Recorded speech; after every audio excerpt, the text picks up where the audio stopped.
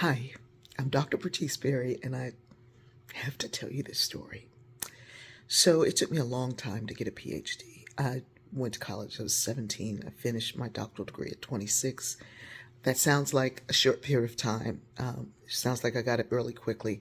I went to school year round. I went to school summer, spring, winter, fall. I went to school year round.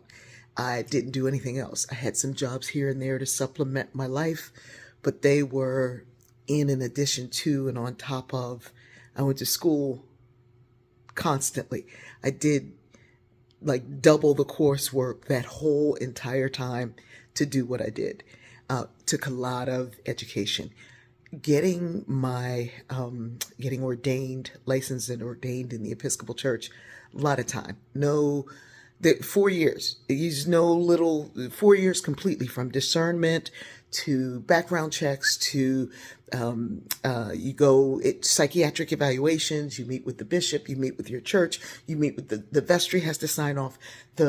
Everybody's got to sign off on you going into discernment. Then you go into discernment, then they sign off on you going into school. And then you go into school, and then you go into school. And I'm done with school, and I'm ordained, and I'm still learning. It's the hands-on approach of learning that will happen for the rest of my life. You are studying and learning whatever it is you become proficient in, whatever you become degreed in and licensed in for the rest of your life. Knowledge there are no shortcuts to knowledge. There are no shortcuts to knowledge and wisdom. There are no shortcuts. So yesterday I go to the dentist office to get my teeth cleaned, because that's where you go to get your teeth cleaned. And I'm having a conversation with my hygienist about how people are getting their teeth cleaned in the mall, and I don't understand it. How can you do that? If you haven't had an exam, you don't know if your teeth have cavities or you got periodontal disease. Not cleaned, whitened. How are they getting them whitened without having them cleaned? And she's like, oh, well, have you seen the veneer technicians? I said, wait a minute, what? What are you talking about? She said, the veneer technicians, they go for a 2-day training for $6,000 for 2 days, and they get a certificate that says they are licensed veneer technicians. No, there's no such thing. I said, you gotta be kidding me. She said, no. Go down the rabbit hole and look. And why did I go down the veneer technician rabbit hole? There are people talking about how horrible because they all look like this. They get done and they go, it's nice. Look at his white. Oh, yeah. But they can't talk because they don't fit. They don't fit because the person who put them in is not a doctor. They didn't go to school for all those years to figure out all those things, the malocclusion, they don't know.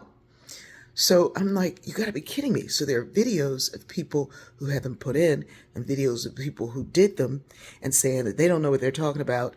And this is what happens and this is why it is. And they're getting an audience from social media who's saying, yeah, you're right, sis, you're right. Nothing good ever comes after sis. Anyway, and then the person saying is like, how can they do this? And they messed it up. And I'm like, no, they were going to mess it up because they don't know that there's no such thing as a veneer technician. But really, going down that rabbit hole, I realized the lack of critical thinking in our nation right now is what leads us to these divides, because we jump on to whatever it is that we think we know. Even if I'm trying to learn something, like about my machine, and I may go to YouTube, I know about it. I don't know it. It's the doing it over and over and over and over and over and over again that helps me to know about it, and then researching and reading and learning. But doing the negation of the negation of the negation of the negation until you get to the best of all possible ideas is not happening. And the lack of critical thinking leads us to think this side or that side about something we still don't even know. Which is why I do these stories every day, because it allows you to hear my story, to go into your story. And story, we're neurologically wired for narrative. When you hear these narratives, you can go inside and see your own story and look for ways to understand, always cleaning the filter first. But oh my goodness, that folks think you can go somewhere and pay $6,000 for 2 days to learn to do something in multiple people's mouths for $6,000 is beyond logic. Let's think more deeply. Let's see more deeply. Let's stop looking for the shortcuts to what it is that we say we want. You cannot